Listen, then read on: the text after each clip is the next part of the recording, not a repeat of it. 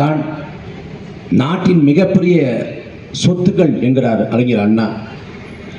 ஆற்றல் மிக்க 100 இளைஞர்களை கொடுங்கள், நான் நாட்டை மாற்றி காட்டுகிறேன் என்கிறார் விவேகானந்தர். மாணவர்களின் கரங்களில் தான் வருங்கால இந்தியாவின் வளமை இருக்கிறது என்கிறார் ஐயா அப்துல் கலாம். அப்படி நாட்டின் எதிர்காலத்தை தீர்மானிக்கக்கூடிய தூண்கள் இளைய சமுதாயம், மாணவர் சமுதாயம். ஆனால் இன்னைக்கு இளைஞர்களும் மாணவர்களும் போதையின் பிடியில் ஆட்பட்டுக்கிறாங்க. தமிழ்நாடு முழுமைக்கும் வீதிக்கு வீதி டாஸ்மாக் கடைகள், வீதிக்கு வீதி கோடிக்கணக்கான இளைஞர்கள் மதுவுக்கு அடிமையாக இருக்கிறாங்க. அரை நூற்றாண்டுகளாக திராவிட கட்சிகள் திமுக அதிமுக மாறி மாறி ஆள்கிறது. ஆனால் மதுபான கடையை மூடியவில்லை, இதுவரை மூடவில்லை. அதே போல இப்போது பொறுப்பேற்றுகிற தாவேக அரசு மதுபான கடைகளை மூடுவதற்கு எந்த முயற்சியும் எடுக்கல. ஏன்னா அவங்க மது விலக்குங்கிறதே சொல்லல. ஆனால் காந்தியடிகள் மது என்பது ஒரு பழக்க வழக்கம் அல்ல, மது அருந்துவது பழக்க வழக்கம் அல்ல, அது ஒரு நோய்ங்கிற. மது பிரியர் அல்ல, குடி நோயாளி. அப்படி தமிழ்நாட்டில் கோடிக்கணக்கான பேர் குடிக்கு அடிமையாயிட்டாங்க. ஆனா ஆளக்கூடிய அரசுகள், கடந்த திமுக இன்றைய தாவேக எல்லாம் நாங்கள் போதையின் பிடியிலிருந்து மாணவர்களை மீட்டெடுப்போம், போதையின் பிடியிலிருந்து இளைஞர்களை மீட்டெடுப்போம். அதுவும் ஐயா ஸ்டாலின் சொன்னாங்க போதையின் பாதையில் போகாதீங்க அப்படிங்க. அப்ப என்ன தள்ளி அந்த பக்கமா போகணுமான்னு கேட்டோம். இப்ப ஐயா விஜய் அவர் என்ன சொல்றாரு, போதையை விடு, விளையாட்டை எடுங்கிடு. நீ போதைன்னு எதை சொல்ல வர்ற? 717 கடையை முன்ன சரி, முதலா ஆட்சிக்கு வந்த உடனே 717 கடையை மூடுறாங்க. ஐயா எடப்பாடி பழனிசாமி ஆட்சிக்கு வந்த உடனே அவர் ஒரு 500 கடையை மூடினாரு. ஐயா ஸ்டாலின் ஆட்சிக்கு வந்த உடனே அவர் ஒரு 500 கடையை மூடினாரு. அதற்கு முன்பு ஜெயலலிதா அம்மையார் ஆட்சி காலத்தில் அவங்களும் 500 கடையை மூடினாங்க. எல்லாரும் 500 கடை 700 கடையை மூடுறாங்க. ஆனால் மதுவோட விற்பனை குறையல. 48,000 கோடி 50,000 கோடியாக மாறிக்கொண்டிருக்கிறது. ஏன்னா இந்த கடையை மூட சொல்லிட்டு வேற ஒரு கடையை திறந்து விட்டுறது. இதுல போதையை ஒழிப்போம்னா எப்படி ஒழிப்பீங்க? போதை பழக்கத்துக்கு எதிராக நாங்கள் விழிப்புணர்வு ஏற்படுத்துறோம். போதை பழக்கத்துக்கு எதிராக விழிப்புணர்வு ஏற்படுத்துவது யார் வேலை? எந்தவித அதிகார வலிமையும் இல்லாத அரசியல் கட்சிகள், இயக்கங்கள், அதோட வேலை விழிப்புணர்வு ஏற்படுத்துவது. அரசின் வேலை என்ன? போதைப் பொருட்கள் இல்லாத சமூகம் படைப்பது. எங்கேயுமே கண்டா கிடைக்காது, அபின் கிடைக்காது, குட்கா கிடைக்காது, எந்த போதைப் பொருளும் கிடைக்காதுன்னா அவன் எப்படி பயன்படுத்துவான், எப்படி பாவிப்பான்? நீ எதுக்கு விழிப்புணர்வு ஏற்படுத்துற? போதைப் பொருட்களை முற்றாக ஒழிக்கும் அந்த அரசு.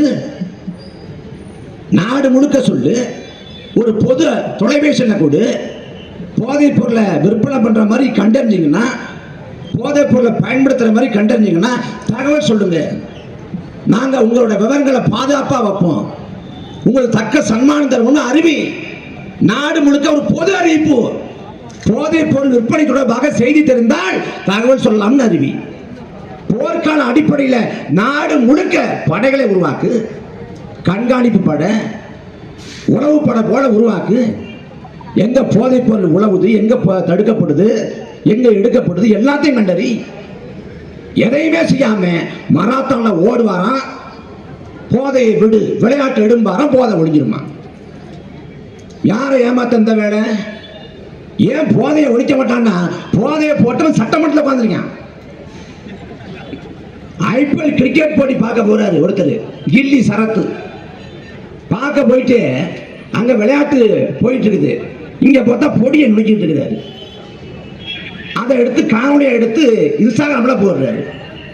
இப்ப அது கேள்வி ஆன உடனே, அதாவதுங்க, நான் போதை பொருள் நான் நுணுக்கல, குழந்தைக்கு காய்ச்சல் கேட்ட உடனே பருதி வச்சு போயிட்டேன். அதனால மாத்திரையை பொடி பொடியா நுணுக்கி குழந்தைக்கு கொடுத்தேன். அந்த காணொலியில குழந்தையவே காணுமே, அந்த குழந்தைய நான் தாங்க. எவ்வளவு பெரிய கேடு கட்டலமே. ஊருக்கே தெரியுங்க அவன் போதையை போட்டிருக்கான்னு தெரியுது. இப்ப நேத்து பார்க்கிறேன் சட்டமன்றத்தில் பேசுறாரு அந்த அமைச்சர். இந்தியாவோட கடந்த அடைக்க அற்புதமான யோசனை. என்ன யோசனை? விஜயோட சாதனையை பாராட்டுறாங்கல்ல, சேவையை பாராட்டுறாங்கல்ல. சேவையை பாராட்டுறவங்களுக்கெல்லாம் சேவை வரி போட்டா இந்தியாவோட கடனையை அடைச்சிடலாமா? தமிழ்நாட்டிலே வரி போட்டு தமிழ்நாட்டுக்கு அடைச்சு முடிச்சு விடுங்களேன். ஏன் இந்த பிரச்சனை? ஒரு பக்கம் போதைப் பொருளை பயன்படுத்தியவர் சட்டமன்றத்தில் இருக்காரு, இன்னொருத்தர் போதைப் பொருளை பயன்படுத்துவதற்கு அனுமதி கொடுத்தவர் விஜயபாஸ்கர், அவர் அங்கதான் இருக்காரு. ஆனா இவங்க போதைப் பொருட்களை இல்லாம ஒழிப்பாங்களாம். எவ்வளவு கொடுமை பாருங்க. 19 வயசு பிள்ளை அமுதன் அந்த தம்பி, கள்ளக்குறிச்சியை சேர்ந்த ஒரு எளிய பின்புலம் கொண்ட கல்வியின் வாசனை அறியாத ஒரு தலைமுறையிலிருந்து வந்த பிள்ளை, முதல் தலைமுறை பட்டதாரியா உருவான பிள்ளை. அவன் அந்த ரெட்டியார்பாளையம் காவல் நிலையத்தில் தகவல் சொல்றான். யார் யார் போதைப் பொருட்களை பயன்படுத்துறா, யார் யார் போதைப் பொருட்களை விற்பனை பண்றான்னு அவன் தகவல் சொல்றான். அவன் தகவல் சொன்ன காரணத்துக்காகவே அவன் கொலை செய்யப்படுறான். அதுவும் ராஜ்மோகன் இருக்காரு, நம்ம அன்பிற்குரிய அண்ணன் ராஜ்மோகன். மனசாட்சியை தொலைச்சு விட்டு அப்படி அமைச்சர் பதவி என்ன சாதிக்க போறீங்க? இப்படி பொழப்ப. அவர் சொல்றாரு கோஷ்டி பூசல். மாணவர்கள் இருக்கிறாங்க 40 பேர், சரிபாதியா 20 பேர், 20 பேர் பிரிஞ்சு சண்டை போட்டுக்கிறான். இல்ல 20 பேர் ஒரு 10 பேர் பிரிஞ்சு சண்டை போட்டுக்கிறான்னா அது கோஷ்டி பூசல். ஆனா 20 பேர் சேர்ந்து ஒருத்தரை தாக்குறான் கொள்றான்னா அது எப்படி கோஷ்டி பூசலா இருக்கும்? 20 பேர்ல ஒருத்தனு கூட ஐயோ பாவமே அவன் தாக்கப்படுறானுங்கிற என்ன ஏன் பிறக்கல? எவனும் சாதாரணமா இல்லை, எல்லாம் போதை, கஞ்சா போதை. அந்த கஞ்சா போதையை போட்டுட்டு ஒரு 19 வயசு பிள்ளைய அடிச்சே கொண்டுட்டேன். இத அந்த அந்த கல்லூரி நிர்வாகம் மூடி மறைக்குது. தம்பி கூட சொன்னாரு, அங்க ஆணுரை இருக்குது, அங்க கஞ்சா பொட்டலம் இருக்குது, நீ மாணவ விடுதி நடத்துறியா விபச்சார விடுதி நடத்துறியா? உன் கல்லூரி நிர்வாகம் ஒரு மாணவனை இழந்த பிறகு என்ன மாதிரி பதில் சொல்லுது? பாதிக்கப்பட்டவனை குற்றவாளியா சித்தரிக்கிறேன். அவன் இறந்து போயிட்டான். ஒரே பிள்ளை இழந்து தாய் தந்தையர் தவிக்கிறாங்க. அந்த தாய் தந்தையர் இன்னும் 40 ஆண்டு காலம் வாழணும்னா எந்த பிடிமானத்தில் வாழ்வாங்க? எந்த பிடிமானத்தில், எந்த நம்பிக்கையில் வாழ்வாங்க? இனிமே வாழ்க்கை என்ன இருக்கு? ஒரே மகன், அந்த மகனுக்காக வாயை கட்டி வயத்தை கட்டி ஒருவேளை ஒழுங்கா சாப்பிடாம சிறுக பணத்தை சேகரிச்சு ஒரு பெரிய பொறியியல் கல்விக்கு கொண்டு போனோம்னா அவனை படிக்க வச்சோம்னா பெரிய ஆளாயிருவான். நம்ம தலைமுறை தழைச்சிடும், நம்ம வாழ்வு செழிச்சிடும் நம்பிக்கையோடு கள்ளக்குறிச்சியிலேருந்து கோயம்புத்தூருக்கு அனுப்பி வச்சா அவன் நல்ல பிள்ளையா போதைப் பொருட்களை பயன்படுத்த உங்க வார்த்தை சொல்லிட்டான். அதுக்கு 20 பேர் அடிச்சு கொள்றான்னா அதை இந்த சமூகம் பாதிக்கப்பட்டவனை குற்றவாளியாக்கி அவன் தான் தப்பு பண்ணான்னு அவன் மேலே தூக்கி பழிய போறதா எந்த விதத்துல நியாயம்? எந்த விதத்துல நியாயம்? அதே போல திருவற்றியூர்ல தனுஷ்னு ஒரு தம்பி, பள்ளிக்கூடம் படிக்கிற தம்பி, அவனும் அங்க கஞ்சா போன்ற போதைப் பொருட்களின் புழக்கத்தை பத்தி தகவல் சொல்றான். அவன் தகவல் சொன்னதுக்காக அவனும் கொலை செய்யப்படுறான். என்ன நிலைமைன்னா, இந்த இடத்துல கஞ்சா விற்கப்படுது, இந்த இடத்துல அபின் விற்கப்படுதுன்னு காவல்துறைக்கு கூப்பிட்டு தகவல் சொன்னா, காவல்துறை கூப்பிட்டு தகவல் சொன்னா இந்த இடத்துல நிற்கலாம்னு சொல்லுது. இதான் பிரச்சனை. அப்ப எப்படி சொல்லுவான்? நான் ரியல் தாய்மாமன். அந்த கேடு கட்ட தாய்மாமன் எங்க போனார்? எங்கே போனார்? தமிழ்நாட்டில் இருக்கக்கூடிய பெண்களுக்கு நான் அண்ணன், அவர்களின் பிள்ளைக்கு நான் தாய்மாமன் சொன்னேன். அந்த தாய்மாமன் விஜய் எங்கே போனார்? அமுதன் பெற்றோரை சந்தித்தாரா? ஆறுதல் சொன்னாரா? இரங்கல் தெரிவித்தாரா? தனுஷ் தம்பி இறந்து போனானே திருவற்றியூர்ல, அந்த குடும்பத்தாருக்கு ஆறுதல் சொன்னாரா? எங்க போன?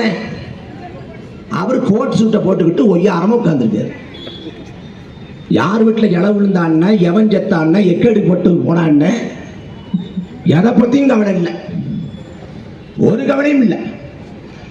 சந்து சிரிச்சு போய் நிற்குது நாடு. வடநாட்டை பார்த்து தமிழ்நாடு கேலி பண்ணுச்சு, தமிழ்நாடை பார்த்து வடநாடு மட்டுமில்ல ஒட்டுமொத்த இந்தியா கேலி பண்ணுது. ஏன்னா தமிழ்நாடுனா அப்படி நீங்க இப்படி நீங்க அறிவு நீங்க தன்மானம் நீங்க பகுத்தறிவு நீங்க சுயமரியாதை நீங்க தமிழ்நாட்டை பத்தி என்னமோ சொன்னீங்க.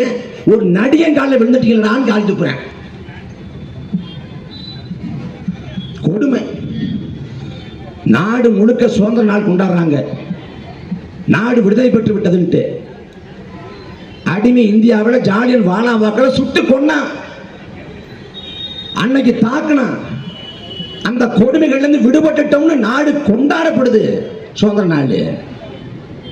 அந்த சுதந்திர நாள் கொண்டாடப்படுற வேளையில கர்நாடக காட்டுக்குள்ள 3 தமிழன் கொலை செய்யப்படுறேன். அதுக்கு என்ன சொல்றது கர்நாடக அரசு? அவன் மான் வேட்டையாடவன் தான். மான் வேட்டையாடவன் தான் நாங்க கண்டுபிடிச்சிட்டோம். நாங்க பிடிச்ச உடனே அவங்க துப்பாக்கி எடுத்து சுட பார்த்தாங்க. நாங்க தற்காப்புக்காக ஒரு வழி இல்லாம நாங்க திரும்ப சுட்டோம்ங்க. காலங்காலமா என்கவுண்டர் பண்றப்ப என்ன கதை சொல்றானோ வரி மாறாம அதே கதையை சொல்றேன். ஆனால் நடந்தது 14ஆம் தேதி. 14ஆம் தேதி அவங்க வளர்க்கக்கூடிய மாடுகள் காணாம போகுது. அந்த மாடுகளை தேடி மேய்ச்சலுக்கு போன மாடுகள் தேடி காட்டுக்குள்ள போறாங்க. காட்டுக்குள்ள போறப்ப மாட்டை பிடிக்க முடியல. மாடு சிங்கத்திட்டையோ பிடிக்கோ மாட்டிடக்கூடாதுட்டு அவங்க தேடி போறாங்க. மாட்டை பிடிக்க முடியல. தேடி தேடி களைச்சு போய் ஒரு பாறையில படுத்துறாங்க. அவங்கள பிடிச்சி இந்த வனத்துறை சுட்டு கொள்ளுது. ஏன்னா அவன் தமிழன் கேட்க நாதியற்றவன். 3 பேரை சுட்டு கொண்டாங்க. ஒருவேளை கர்நாடக அரசு சொல்வது போல மானை வேட்டையாடிய ஆட்களாக நபர்களாக இருந்தால் கூட வழக்கு போடு, நீ வழக்கு போடு, சிறைப்படுத்து, கைது செய். சுட்டு கொண்டதுக்கு யாரா உரிமை கொடுத்தது? யார் உரிமை கொடுத்தது? சுட்டு கொண்டுட்டான் அநியாயமா. இன்னைக்கு அன்பு மக்களே, கேட்க நாதியற்ற இனம் தமிழினம். உங்களை அடிச்சாலோ மிதிச்சாலோ கொன்னாலோ கேட்க நாதி இல்ல. மீன் பிடிக்க போறோம் தினந்தோறும் ராமேஸ்வரத்துல அல்லது நாகப்படத்துல மீன் பிடிக்க போறப்ப நடுக்கடல வச்சு அடிக்கலாம், உதைக்கலாம், கொலை பண்றான். 800 மீனவனை கொண்டிருக்கான் நடுகு கடல்ல வச்சு. இது வரைக்கும் கேட்க நாதி இல்ல. 2 மலையாளிகளை கடற்கொள்ளை நினைச்சு இத்தாலி கடற்படை கொன்றது. 2 பேர் கொலை செய்யப்பட்டதுக்காக கேரள அரசு இத்தாலியோட பிடை முடியை பிடிச்சு இழுத்துட்டான். பன்னாட்டு நீதிமன்றம் போயிட்டான், சர்வதேச நீதிமன்றம். எப்படினா என் நிலத்தோட மகனை கொள்ளலாம்ட்டு 2 பேர். ஆனா 800 மீனவன் கொலை செய்யப்பட்டிருக்கான். நடுக்கடலை வச்சு தாக்குறது, சித்திரவதை பண்றது, என்னென்ன கொடுமை இருக்கோ அத்தனை கொடுமையும் பண்றது. எத்தனை மீனவர்கள் செத்து போனார்கள் நடுக்கடலுக்குள்ள. எந்த அரசு தடுத்தது? எந்த அரசு வெகுண்டெழுந்தது? ஒண்ணும் இல்லை. 2015 ஆந்திர காட்டுக்குள்ள திருப்பதிக்கு அருகாமையில வனப்பகுதிக்குள்ள வச்சு 20 தமிழனை காக்கை குருவியை சுடுவது போல சுட்டு கொன்னான். அதுக்கு சொன்ன காரணம் செம்மரக்கட்டை கடத்த வந்த கடத்தல்காரர்கள். ஆனா கடைசி அந்த புகைப்படத்தை பார்க்கிறப்ப அந்த கொலை செய்யப்பட்ட தமிழர்களோட கால்கள்ல எண்கள் போடப்பட்டிருக்கு. 1 2 3 4. ஏன்னா ஏற்கனவே கொண்டுட்டு பிணவர்களை கொண்டு அடிச்சு வச்சுட்டு திரும்ப கொண்டாந்து அங்க போடுறேன். இப்ப இந்த 3 பேர் கொலை செய்யப்பட்டாங்கல்ல, அவங்க உடைமைகள்னு காட்டப்படுது. அதை பார்த்தா ஒரு புது ரப்பர் செருப்பு இருக்கு. புது ரப்பர் செருப்பு. ஏன்னா இது திட்டமிடப்பட்ட படுகொலை. அதுவும் தமிழங்கிற காரணத்துக்காக நிகழ்த்தப்பட்ட இனப்படுகொலை. காவிரியிலே தண்ணி கட்டு போராடுகிற போதெல்லாம் கர்நாடகில் வாழக்கூடிய தமிழ்னா அடிச்சு உதப்பான். நடக்குது இல்ல. 91 காவிரி நடுவர்மன்றம் இடைக்கால தீர்ப்பை அமல்படுத்த சொல்லி தமிழ்நாட்டில் போராட்டம் அடித்த போது கர்நாடகில் வாழ்ந்த தமிழர்களை துரத்தி அடித்தார். 100கணக்கான தமிழர்களை கொண்டு குவிச்சான். பல்லாயிரக்கணக்கான தமிழர்களை மூட்டை முடிச்சை கட்டிக்கொண்டு தமிழ்நாட்டுக்கு விரட்டி விட்டான். தமிழ் பெண்களை மாணவங்கப்படுத்தினான். 91 2014-15 50 கேபிஎன் பேருந்துகளை கர்நாடகா நடுச்சாலை வச்சு கொளுத்துறான். என்ன செய்ய முடிஞ்சு? நாளைக்கு மேலாக அணை கட்ட கூடாது என்று தமிழ்நாட்டில் போராட்டம் வெடிக்கிற போது கர்நாடகாவில் இனக்கலவரம் வெடிக்கும். நடக்குதான் பாருங்க. ஏன்னா அவனுக்கு தெளிவா தெரியும் தமிழன்னா அடிக்கணும். அதனால அடிச்சு கொண்டுட்டேன். என்ன நிலைமை பாருங்க. 3 தமிழர்கள் கொலை செய்யப்பட்டிருக்காங்க. கர்நாடக வனப்பகுதியில் தமிழ்நாட்டை பூர்வீகமாக கொண்டவங்க மேட்டூர் அணை கட்டப்படுற வேளையில் அன்னைக்கு வீடுகளை இழந்து வாழ்விடத்தை இழந்து புலம்பெயர்ந்து எல்லைப்பகுதிக்கு போனவங்க தான் அவங்க. தமிழ்நாட்டை பூர்வீகமாக கொண்ட தமிழர்கள் தான். அவங்க கொலை செய்யப்படுறாங்க. தமிழ்நாட்டு மக்களால் தேர்வு செய்யப்பட்ட அரசு என்ன பண்ணுது? தாவேக அரசு என்ன பண்ணுது? 3 தமிழர்கள் கொலை செய்யப்பட்ட போது தமிழ்நாட்டின் முதலமைச்சர் விஜய் ஆற்றிய எதிர்வினை என்ன? விஜய் சடங்குக்கு சம்பிரதாயத்துக்கு ஒரு அறிக்கை கொடுத்திருக்காரு. அந்த அறிக்கையை படிச்சா டி.கே. சிவகுமாருக்கே கோபம் வராது. அறிக்கையில் சொல்லப்படுது, கொலை செய்யப்பட்டிருக்காங்க, கண்மையாக கண்டிக்கிறேன், கண்மையாக வண்டிக்கிறேன். சொல்றாரு விசாரணை குழு அமைக்கணும். எதுக்கு? அங்க 3 பேர் கொலை செய்யப்பட்டதுக்கு விசாரணை குழு அமைக்கணுமா? கொலை நடந்தா கொலை வழக்கு பதிவு பண்ணுவியா? விசாரணை குழு அமைப்பியா? எதுக்கு விசாரணை குழு அமைக்கணும்னு கேட்கிறேன். விசாரணை குழு அமைச்சா விசாரணை குழு அறிக்கையை தாக்கல் பண்றதுக்கு 6 மாதத்துலேருந்து 1 வருஷம் ஆகும். 2 வருஷம் 3 வருஷம் 4 வருஷம் ஆனா கூட கேட்க நாதி இல்லை. அப்ப அந்த காலத்துக்குள்ள இந்த சமூகம், இந்த ஊடகங்கள், இந்த அரசுகள் முழுதுமாக அந்த பிரச்சனையை விட்டு கடந்து பல கிலோமீட்டர் தூரம் வந்துடும். அப்ப கொலை வழக்கு போட்டு வனத்துறையினரை கைது பண்ணு என்று கேட்காது விசாரணை குழு வேணுங்கிறார். யாரு? விஜய். டி.கே. சிவகுமார் ரூட்டு போட்டு கொடுக்கிறதே விஜய் தான். அடுத்தா சொல்றாரு, இது போன்ற சம்பவங்கள் இனிமே நடக்காம பார்த்துக்குங்க, தெரியாம பண்ணிட்டீங்க, இனிமே பண்ணாதீங்க. யாரு? தமிழ்நாட்டில் முதலமைச்சர் விஜய். மானங்கட்ட கேடுகட்ட ஈனங்கட்ட முதலமைச்சரை கொண்டாந்து வச்சுக்கிட்டு நீ சிந்திச்சு பாருங்களேன். தம்பி பேரறிவாளன் குறிப்பிட்டு சொன்னது போல 2023 மார்ச் மாசம் பீகார் சட்டமன்றத்தில் பாஜக ஒரு குரலை எழுப்புது. தமிழ்நாட்டுக்கு வரக்கூடிய பீகாரிகள் தாக்கப்படுறாங்க, கழுத்தை நினைச்சு கொலை செய்யப்படுறாங்க, அவங்க அச்சுறுத்தப்படுறாங்க, அவங்க பாதுகாப்பா வாழல. அப்ப தமிழ்நாட்டில் பீகாரிகள் கொலை செய்யப்படுறப்ப பீகாரி முதலமைச்சர் இருக்கக்கூடிய நிதிஷ்குமார் வேடிக்கை பார்க்கிறாரு. அப்படின்னு பாஜக எதிர்கட்சியான பாஜக பீகார் சட்டமன்றத்தில் குரல் எழுப்புறேன். ஒரு அமளி துமளி ஆகி பெரும் கூச்சலாகி நிதிஷ்குமாரை ராஜினாமா பண்ணிட்டு போங்கிறான். ஒரு கட்டத்தில் ஒரு ஒருமித்த முடிவுக்கு வர்றாங்க. தமிழ்நாட்டுக்கு கூட்டுக்குழு அனுப்பணும் அப்படிங்கிற முடிவுக்கு வர்றாங்க. கூட்டுக்குழு அனுப்பணுங்கிற முடிவெடுத்து 4 பேர் கொண்ட குழு தமிழ்நாட்டுக்கு வருது, பீகார்லேருந்து வருது. ஆனால் தமிழ்நாட்டில் பீகார்கள் கொலை செய்யப்பட்டாங்களான்னா இல்லை, அது அப்பட்டமான பச்சை பொய். அது ஒரு வதந்தி, ஒரு புரளி, ஒரு பொய். ஆனால் பொய் செய்திக்கு கூட்டுக்குழுவை பீகார்லேருந்து தமிழ்நாட்டுக்கு அனுப்புறாங்க. அனுப்பின உடனே தமிழ்நாடு அரசு என்ன பண்ணுது? இங்கே கோயம்புத்தூர், சென்னை, திருப்பூர் போன்ற தொழில் நகரங்களுக்கு போய் அங்கே இருக்கக்கூடிய பீகார் தொழிலாளர்களை பார்த்து இந்தியில் துண்டறிக்கை கொடுக்குது. யாரு? காவல்துறை, மாவட்ட ஆட்சியர்கள்லாம் இந்தியில் துண்டறிக்கை கொடுத்து விழிப்புணர்வு ஏற்படுத்துறாங்க. ஒரு பொது தொலைபேசி எண் கொடுத்து உங்களுக்கு ஏதாவது பிரச்சனைனா தொடர்பு கொள்ளுங்க அப்படின்னு பீகார்காரர்களை கொடுக்குறாங்க. அது மட்டும் இல்லாமல் பீகார்காரர்களை வச்சு வேலை வாங்குறாங்க பாருங்க. இங்க இருக்கக்கூடிய முதலாளிகள் அவங்களோட அவசரமா கூட்டம் போடுறாங்க. அடுத்ததாக அன்றைக்கு முதலமைச்சராக இருந்த ஐயா ஸ்டாலின் உடனடியாக சொல்றாரு, பீகார் தொழிலாளர்கள் தமிழ்நாட்டோட வளர்ச்சியில முக்கிய பங்காற்றுறாங்க, அவங்களோட பாதுகாப்பு முக்கியமானது, இங்க அங்க எந்த தீங்கு வராங்க பார்த்துக்கிட்டு இருக்க மாட்டோம் அப்படின்னு சொல்லி பேசுறாரு. அதுக்கு பிறகு நிதிஷ்குமாருக்கு தொலைபேசியில் கூப்பிட்டு இங்க பீகார்காரங்க பாதுகாப்பா இருக்காங்கிற உத்தரவாதத்தை தொலைபேசியை கொடுக்குறாரு. அது மட்டும் இல்லாம திமுகவோட நாடாளுமன்ற குழு தலைவர் டி.ஆர். பாலு பீகார் தலைவர் பாட்னாவுக்கு கிளம்பி போய் தமிழ்நாட்டில் பீகார்காரங்க நிலைமை என்னங்கிற அறிக்கையை தாக்கல் பண்றாரு நிதிஷ்குமார்ட்ட. ஒரே ஒரு வதந்திக்க தமிழ்நாட்டில் ஒரு பீகார்காரன் கொலை செய்யப்பட்டான்னு ஒரு வதந்திக்கு சட்டமன்றம் குலுங்குது. நிதிஷ்குமார பதவி விலகி போங்கிறான். அங்கேருந்து கூட்டுக்குழு வருது. ஒட்டுமொத்த தமிழ்நாடு முழுக்க அரசு இயந்திரம் பீகார் தொழிலாளர்களுக்காக வேலை செய்து ஒரே ஒருத்தர் கொலை செய்யப்பட்டான்னு ஒரு வதந்திக்கு. ஆனா 3 தமிழன் கொலை செய்யப்பட்டான். தமிழ்நாட்டின் முதலமைச்சர் கண்டிச்சாரா? டி.கே. சிவகுமார் சொல்றாங்க. டி.கே. சிவகுமார் என்ன சொல்றான்? இது எங்க மாநில விவகாரம், நீ உன் வேலையை பாரு, எங்க மாநில நிர்வாகத்தை தள்ளக்கூடாதுங்கிறான். 3 தமிழர்களை கொன்றொழித்து விட்டு ஆணவத்தோட அகம்பாவத்தோட பேசுறான் டி.கே. சிவகுமார். அந்த நாயோட புகைப்படத்துக்கு செருப்பு மாலை போட்டா இங்க இருக்கிற காவல்துறைக்கு எதுக்கு ரோசம் வருது? எங்க செருப்புக்கு அவமானம்டா. அவன் படத்துக்கு செருப்பை போட்டோம்னா, சிவகுமார் படத்துக்கு யார் செருப்பு மாலை போட்டது?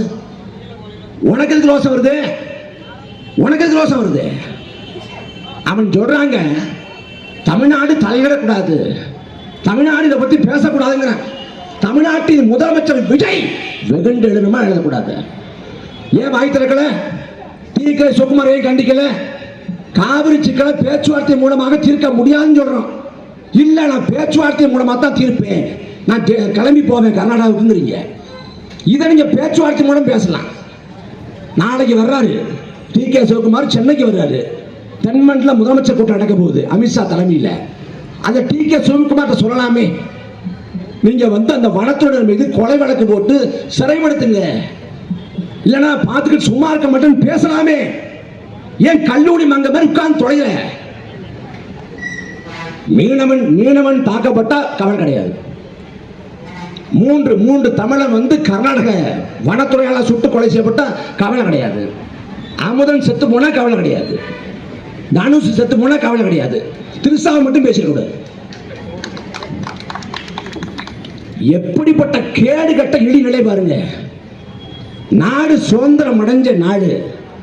ஆகஸ்ட் 5 முன் வரிசையில திருசா எதுக்காக உட்கார வச்ச? எதற்காக உட்கார வைத்தாய்? நீ நாட்டுக்கு என்ன சொல்ல வர்ற? என்ன சொல்ல வர்ற? என்ன சொல்ல வர்ற? திருசா பார்த்துக்க, அந்த மேடத்தை கவனிச்சுக்க. அவங்க ஒரு அதிகார மையம். எது? ஐபிஎஸ் அதிகாரி, ஐஏஎஸ் அதிகாரி நிக்கிறாங்க. திருசா மேடம் உட்கார்ந்துருக்காங்க. தங்க தாரகை இல்லை. யாரை பத்தி வேணாலும் பேசுங்க. விஜயை பத்தி கடுமையா பேசுறான், கண்டுக்காத விட்டு. முசியானந்த கல்வி ஊத்துறான், கண்டுக்காத விட்டு. ஆதவர்ஜுனா முதல் போட்ட அமைச்சர், அவரையும் விமர்சிக்கிறான், கண்டுக்காத விட்டு. திசா பேசுறான், தங்க தாரகையை பேசுறானா, வழக்க போடு. கேடுகட்ட நிலைமை. அன்பு மக்களே, ஒரு நடிகனுக்கு ஓட்டு போட்டு எங்க கொண்டாந்து வச்சிருக்கீங்க தமிழ்நாட்டை? திரிசாவுக்கு தமிழ்நாட்டை ஆள ஆசை வந்துருச்சு. அவங்களே சொல்றாங்க பழைய காணொலியில, எனக்கு முதலமைச்சர் ஆகணும். நீங்க போய் கேரளாவில் ஆகுங்க, ஒரு பிரச்சனையும் இல்லை. தமிழ்நாட்டிலே ஆசைப்படுறீங்க. எல்லாத்தையும் சகிச்சுக்கிட்டு போகுதுங்க. ஒரு அம்மா சொல்லுது, அவர் ஒண்ணுமே பண்ண வேண்டாங்க, அவர் முதலமைச்சர் இருந்தா போதும், அவர் நாங்க பார்த்தா போதும். என்ன கொடுமை பாருங்க. அவர் முதலமைச்சர் இருந்தா போதுமா? 100 நாள் தானே இருக்கு. 100 நாள் தானே, 4 வருஷம் 9 மாசம் இருக்கு. நாம் தமிழர் கட்சி தொடக்கத்தை சொல்றோம், அது விஷம், வாயில வைக்காதன்னு. இல்ல நான் பிடிச்சே தருவேன், சர்பத்து மாதிரி தெரிஞ்சுக்கிட்ட.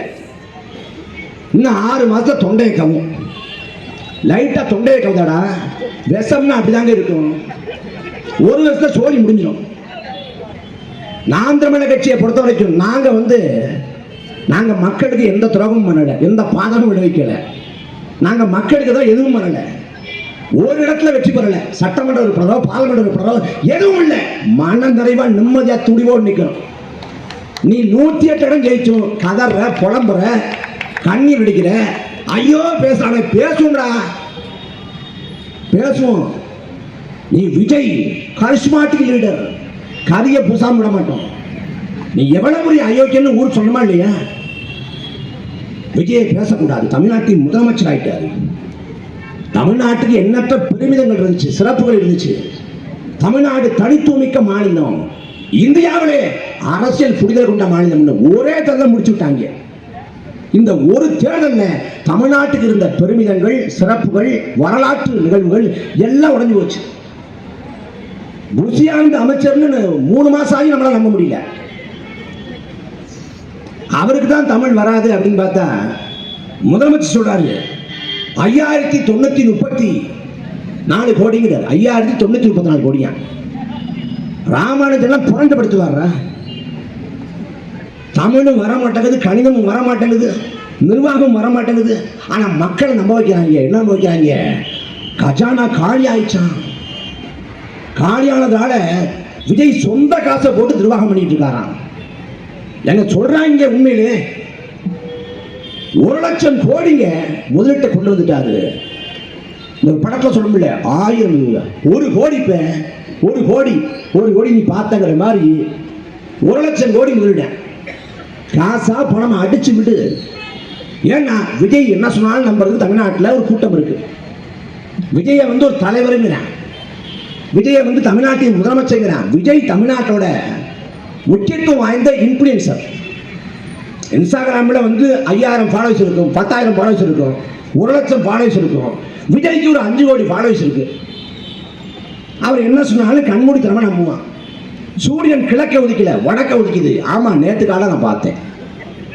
புயல் பூசியை கண்டுபிடிச்சது வந்து புஷியானது. ஆமா, 7ஆம் வகுப்பு பாடத்தில் நான் படிச்சிருக்கேன்.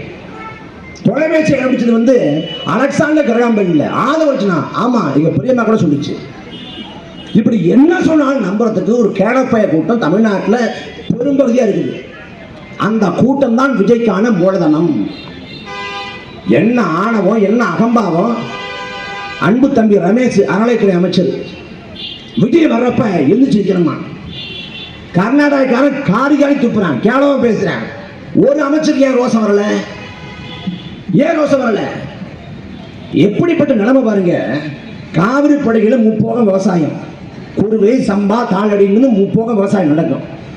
அதில் குருவை சாகுபடிக்கு வந்து ஒவ்வொரு ஆண்டும் ஜூன் 12ஆம் தேதி மேட்டூர் அணை திறக்கப்படுறது வழக்கம். இந்த ஆண்டு ஜூன் 12ஆம் தேதி மேட்டூர் அணை திறக்கப்படல. நீர்வளத்துறை அமைச்சர் புஷியானந்த் அதை பத்தி கேட்டா அவர் வாயே திறக்கல. ஆனா என்ன சொல்றாரு? ஜனநாயகன் படம் ரிலீஸாக போகுது, திருவிழா போல கொண்டாடுங்க. மேட்டூர் அணையிலிருந்து தண்ணி ரிலீஸாக போகுது, விவசாயிகள் எல்லாம் திருவிழா போல கொண்டாடுங்கன்னு சொல்லியிருந்தா நீர்வளத்துறை அமைச்சர். ஜனநாயகன் படம் ரிலீஸாக போகுதுன்னா கரூர்ல 41 பேர் செத்து விழுந்த போது எவனும் களத்தில் இல்லை, விட்டு ஓடி போனான். ஓடி காலிப்பாய் மாதிரி எல்லாரும் விட்டு ஓடி போயிட்டாங்க. ஆனா ஜனநாயகன் படத்தை பார்த்துட்டு கதை எழுதுறான். அப்படி ஏதாவது படத்துல ஏதாவது வச்சு கொலையா கொடுறாங்களா? இந்த படத்தை எல்லாம் பார்க்க வச்சாங்களே, என்ன அழுவுறீங்க? எதுக்கு அழுவுறீங்க? எதுக்கு அழுவுறீங்க? இதே தாவேக்காவோட ஆட்சி காலத்துல பெரியபாளையம் கும்மிடிப்பண்டி பக்கம் பெரியபாளையத்துல 18 பெண் தொழிலாளர்கள் வந்து அமோனியா வாயு வெளிப்பட்டு இறந்து போறாங்க. 18 பேர். அங்க போய் எந்த அமைச்சரும் பார்க்கல. இறந்து போன உடம்பை பார்த்து யாரும் கண்ணீர் பிடிக்கல. ஆனா படத்தை பார்த்து கண்ணீர் பிடிக்கிறேன். இங்க வந்தான எத்தனை அமைச்சர் வந்தாங்க? ராஜ்மோகன் வந்தாரா? எத்தனை அமைச்சர் வந்து பார்த்தான்? ஒரு அமைச்சரும் வரல. இங்க ஒரு அமைச்சர் இருக்காரு விக்னேஷ், நிதானமா பேசுவாப்புல, ஆனா போதைய வளர்ப்பாப்புல. என்ன சொல்றாரு? நாங்க வந்து டாஸ்மாக்ல புதிய சிஸ்டம் கொண்டு வர்றோம். இனிமே வந்து சரக்கு இருக்கா இல்லையான்னு நீங்க கடையில் போய் கேட்க தேவையில்லை. சரக்கு அடிக்குன்னு தோணுச்சுன்னா வீட்டிலே உட்காந்துட்டு போட்டு பாருங்க, நெட்ல எந்த சரக்கு வேணுமோ நீங்க புக் பண்ணிக்கலாங்கிறப்பல. இது வந்து மதுவை ஊக்குவிக்குமா? மதுவிலக்கை நோக்கி சமூகத்தை கொண்டு வருமா? அப்ப எதை பத்தி எந்த கவலையும் இல்லாத ஆட்சியாளர்கள். ஆனா ஒவ்வொருத்தரும் கிளம்பிடுவான், நான் ஆய்வு பண்ண போறேன். திருவேகண்டத்தில் ஒரு சட்டமன்ற உறுப்பினர் அவர் போய் லாரியை பார்த்து, லாரியில் டயர் இருக்கு, ரவுண்டா இருக்கு, அதெல்லாம் கருப்பா இருக்கு, ஏன் வட்டமா இருக்குது? அது சதுரமா இருந்த அண்ணன் ஒரு அமைச்சர், ஒரு எம்எல்ஏ. அந்த அளவுக்கு அன்பு தம்பி ரமேஷ், ஸ்ரீரங்கம் சட்டமன்ற உறுப்பினர், அறநிலையத்துறை அமைச்சர் ரமேஷ் ஒரு கடைக்குள்ள போந்துக்கிட்டு, இதுமே முறுக்காது, இது முறுக்காது, இது எப்படி நான் முறுக்கு நம்புறது? ஆய்வு ஐன்ஸ்டீன் என்ன ஆய்வு பண்ணாரு, நியூட்டன் என்ன ஆய்வு பண்ணாரு, இதுதான் தலை சிறந்த ஆய்வு. ஆய்வு பண்ணுறது எதுவுமே தேவையில்லை, ஒரு கேமரா மட்டும் போதும். கேடு கட்டவங்க கையில நாட்டை கொடுத்தாங்க. கேட்டா விஜயை பிடிக்கும். ஒரு நடிகனை வந்து நல்லா நடிச்சிருக்காருன்னு கொண்டாடலாம். நடிச்சிருக்காரு நாட்டத்துக்கு கொடுக்கிற பேரவளம் இங்கதான் நடக்குது. ஆந்திராவில் திரைக்கவர்ச்சி அதிகம். ஆந்திராவில் அங்க என்டி ராமராவுக்கு ஆட்சியை கொடுத்தான் குறுகிய காலத்தில், 8 ஆண்டு காலத்தில். ஆனா ஆந்திராவை சேர்ந்த பவன் கல்யாண் விமர்சிக்கிறார் தமிழ்நாட்டை பார்த்து. என்ன அப்படி ஆகி போச்சு? எங்க தேர்தல் காலத்தில் கூட உழைப்பை போடாத ஒரு கூட்டத்தில் கொண்ட அதிகாரத்தை கொடுத்துட்டீங்க. தேர்தல் காலத்தில் கூட நரேந்திர மோடி மீது, அமித்ஷா மீது